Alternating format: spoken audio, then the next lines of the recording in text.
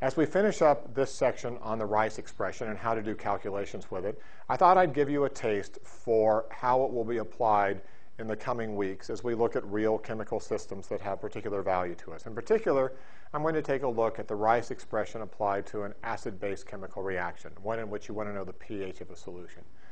Now, as I show this to you, I show it to you understanding that in a couple of weeks, when I start working real acid-base problems, I'm never going to refer to the Rice expression again.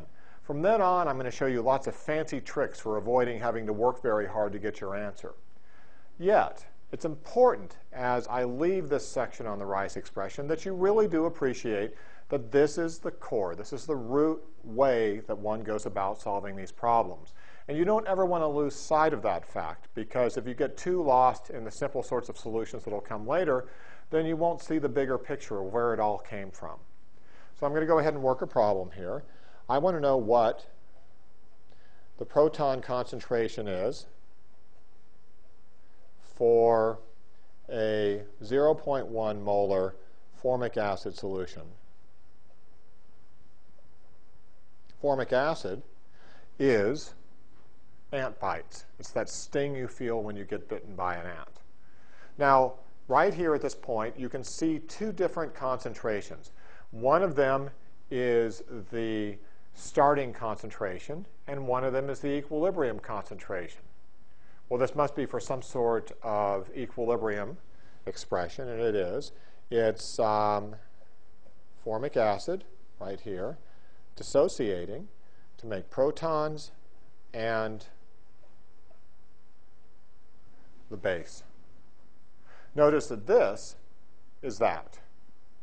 And formic acid is HCOOH. So I'm going to set up the Rice expression. And as I do, I'm going to be sticking in the starting amount of formic acid, 0.1 molar. And evidently, I'm not putting anything else in the solution, because otherwise I'd tell you that I was going to do it. What is it that I want for the answer? I want this. I want that answer right there.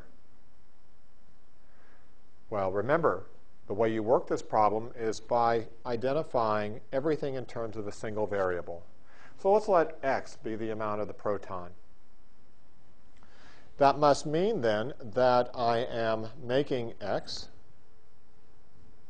I must be making an equal amount of the formate ion, because I'm making a one-to-one amount of each. And I must be subtracting an equal amount. Because the stoichiometry is 1 to 1 to 1, plus x and plus x forming, minus x going away.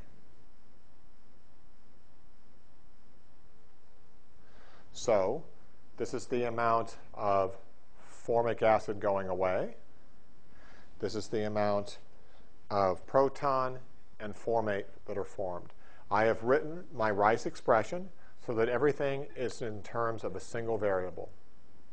Well, Ka, which is the equilibrium expression associated with this acid, is equal to the ratio of the proton concentration times the formate concentration, the stuff on the right, over the stuff on the left. And that's equal to x times x over 0.1 minus x. So Ka is equal to x squared over 0.1 minus x. Wow, that's a nice, simple little quadratic. A nice, simple little quadratic. Now, if I knew what Ka was, then I could go to town, solve this problem. Well, I happen to know what Ka is. Ka is 1 times 10 to the minus 4. I got that out of the back of a book. I can now solve this problem. How do you solve it? Once again, this is a problem like we've seen before. It's not a quartic, not even a cubic. It's a nice quadratic. And we know that if we wanted to, we could pull out our calculator and solve it.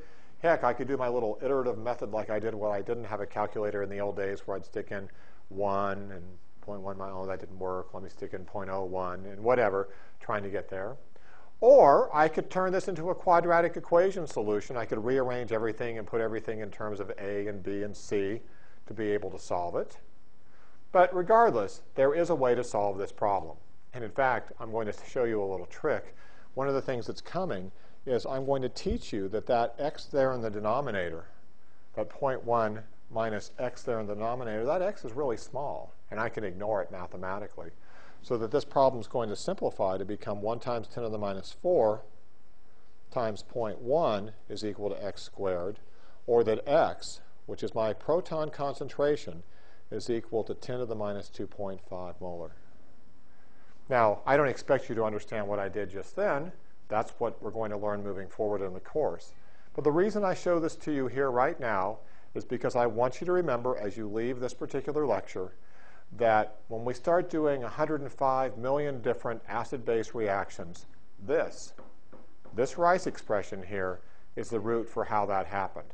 The fact that they all look the same and we do them over and over again exactly the same, and that therefore I can skip all this part up here and jump right down to this answer here, is not really the point. The point is you need to know what this came from. It came from this Rice expression here.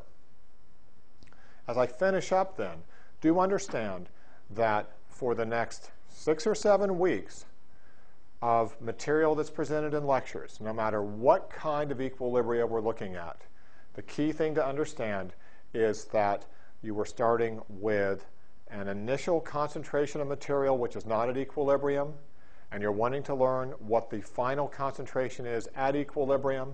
And the easy way to navigate that is to set up a Rice expression, stick in the numbers that you know, look for the numbers that you don't know, and solve for it algebraically.